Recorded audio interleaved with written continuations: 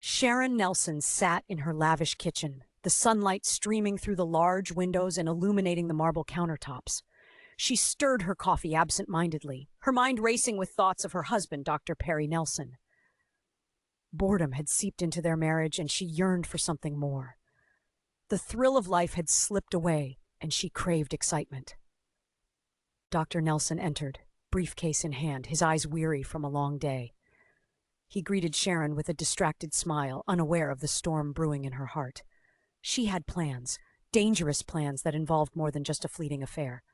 Across town, Virginia Larzelier paced her opulent living room, the shimmering chandeliers casting shadows on her walls. Her husband, Norman, was in his dental office, blissfully unaware of her machinations. Virginia had grown tired of his controlling nature, viewing him as a hurdle in her pursuit of wealth and luxury. She smiled to herself as she remembered the lavish lifestyle she envisioned, but it hinged on one crucial factor: Norman's removal. Jason, Virginia's son, entered the room, a look of uncertainty on his face. He had sensed the tension, but was oblivious to his mother's true intentions. She wrapped her arms around him, her voice sweet as honey. "We are going to make everything better, sweetheart!" Back at Sharon's home, she received a text from her lover, Gary Adams. He was eager, excited for the next step in their plan. She felt a rush of power.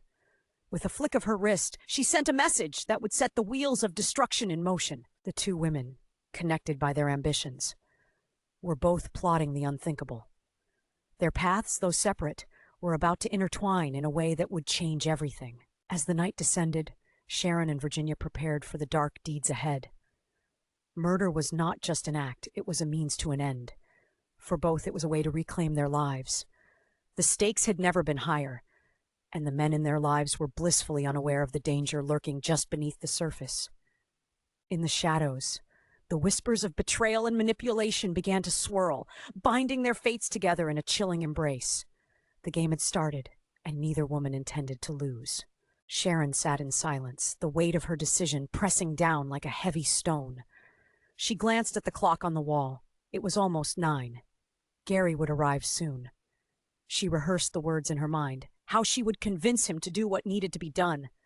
Her heart raced with adrenaline as she envisioned the freedom that lay ahead, the life she always craved. Meanwhile, Virginia paced back and forth in her living room, her heels clicking against the marble floor. Jason watched her with concern but said nothing. He had grown wary of her late-night whispers and secretive phone calls. Today she had a plan.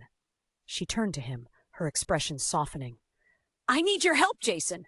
Something important is going to happen tonight." "What do you mean?" Jason asked, his brow furrowing. She smiled, a practiced charm masking her true intentions. "Just trust me, sweetheart. We are going to make our lives better. I promise." As darkness settled over the city, Sharon's phone buzzed. It was Gary. "I'm outside," he texted. She felt a thrill shoot through her. This was the moment. She composed herself and moved to the door, gripping the handle tightly. The air felt charged with anticipation as she opened it. Gary stepped inside, his face lit up with excitement. "What's the plan?" he asked, looking eager to dive into the chaos they had planned. Sharon led him to the kitchen, her hands smoothing over the polished counter. "I want you to do something for me," she began, her voice low and steady. "I need you to take care of Perry." Gary's face hardened as he registered her words. "You mean?" "Yes." She leaned in, capturing his gaze. "You know it has to be done for us!" Across town, Virginia prepared for her own dark act. She had lured Norman into a false sense of security, promising him an extravagant evening. As he settled into the couch, she poured them both glasses of wine, a sinister smile creeping onto her lips. It was the last toast they would share. "Here's to new beginnings," Virginia said, raising her glass. Norman clinked his glass with hers, oblivious to the danger surrounding him. Outside, the night air was thick with tension, each house hiding its secrets and schemes. As the clock ticked, both women moved closer to their goals. The silence of the night was punctured only by their racing hearts. Tomorrow, everything would change. But first, they had to eliminate the obstacles standing in their way. In their perverse sense of freedom, they felt unstoppable. But as the clock edged toward midnight, an air of foreboding settled around them. Would their carefully laid plans unravel, or would they finally seize the power they craved? Sharon's breath quickened as she watched Gary's resolve firm up. He nodded slowly, understanding the weight of her request. "Tonight, then," he said, a hint of excitement flashing in his eyes. She felt a rush, a mix of fear and exhilaration flowing through her. This was her moment. Just as she was about to elaborate, her phone buzzed with a message from Virginia. "It's time," it read. Sharon's heart sank. Virginia had a plan too, and she could sense the intertwining of their fates. Whatever was about to unravel, both women were in too deep. Meanwhile, in Virginia's home, Jason finished a quick call with a friend, feeling uneasy. He sensed something was off as he watched his mother pace. "Mom, are you sure about this?" he asked, desperation creeping into his voice. She turned, a steely glint in her eye. "It's the only way, Jason. We can't go on like this." She leaned closer, her voice low. "We'll be free. We'll live like kings." He hesitated, torn between loyalty and the gnawing feeling that they were crossing a line. The clock struck 11, and the air grew thick with tension. Sharon and Gary moved through the quiet streets, the shadows cloaking their motives.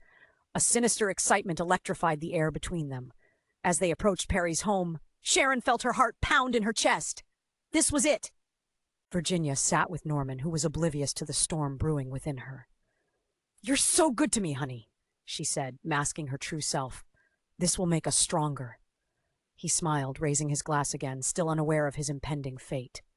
The two actions unfolded in tandem. In Sharon's world, Gary entered Perry's study, and with a swift movement the deed was done.